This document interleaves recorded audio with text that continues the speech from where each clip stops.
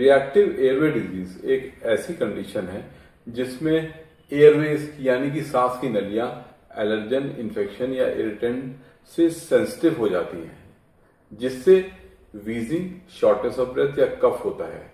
ये अस्थमा से सिमिलर है, लेकिन डायग्नोसिस टेम्पररी होता है।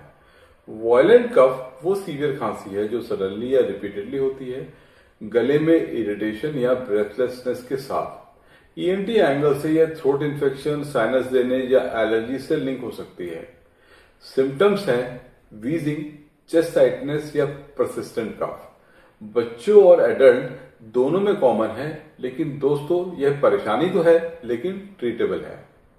रिएक्टिव एयरवे डिजीज से बच्चों में नींद डिस्टर्ब, स्कूल में फोकस कम या फिजिकल एक्टिविटी में दिक्कत होती है।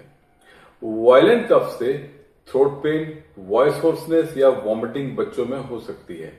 क्रॉनिक केसेस में अस्थमा डेवलप हो सकता है या ईयर और थ्रोट इन्फेक्शन भी। ENT related post nasal drip या टॉन्सिलाइटिस कफ को ट्रिगर कर सकता है और सोशली कफ काफी एम्बैरेसिंग होता है। रिएक्टिव एयरवे डिजीजेस के कॉजेज में नंबर 1 है allergen, pollen, dust mite, pet dander या मोल्ड। इन्फेक्शन जैसे वायरल, कोल्ड फ्लू या बैक्टीरियल।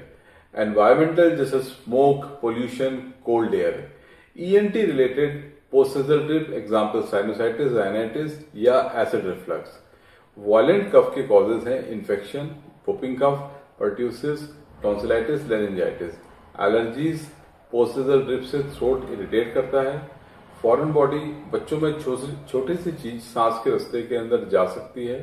क्रॉनिक कंडीशंस जैसे अस्थमा, सीओपीडी या वोकल कॉर्ड डिसफंक्शन। बच्चों में वायरल इन्फेक्शन या एलर्जी ज्यादा है और एडल्ट में स्मोकिंग या जीआरडी भी कॉजेज हैं। रिएक्टिव एयरवे डिजीज के इन्वेस्टिगेशन में सबसे पहला है हिस्ट्री एंड फिजिकल एग्जामिनेशन, यानी कि कफ का पैटर्न, वीजिंग, एलर्जी हिस्ट्री या ईएनटी सिम्टम्स जैसे सोर थ्रोट या नेजल ड्रिप को चेक करना।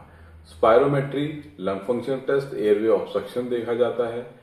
नेजल एंडोस्कोपी में साइनोसाइटिस, पॉलिप्स और पोस्ट नेजल ड्रिप के लिए की जाती है।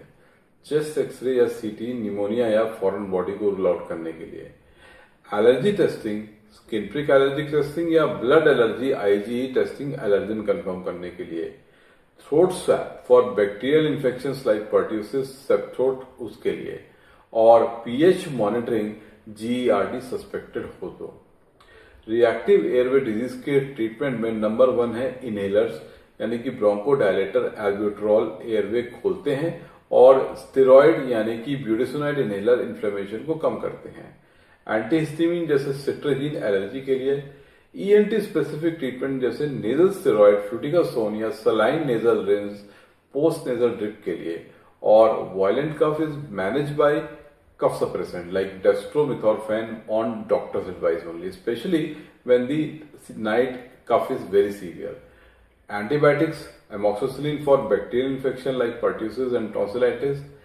Antacids like omeprazole for GERD and cough. Steam inhalation mucus को लूज करता है, थ्रोट को सूदिंग होता है और सर्जरी रेयर केस में रिक्वायर्ड होती है, जैसे कि फॉरेन बॉडी रिमूवल, ब्रोंकोस्कोपी अगर छोटी सी चीज सांस की नली में चली गई हो। टॉन्सिलेक्टमी, क्रॉनिक टॉन्सिलाइटिस से अगर कफ सीवियर हो तो। और फेस जो साइनोसाइटिस या पॉलिप्स के लिए किया जाता है पोस्ट नेजल ड्रिप को कंट्रोल करने के लिए।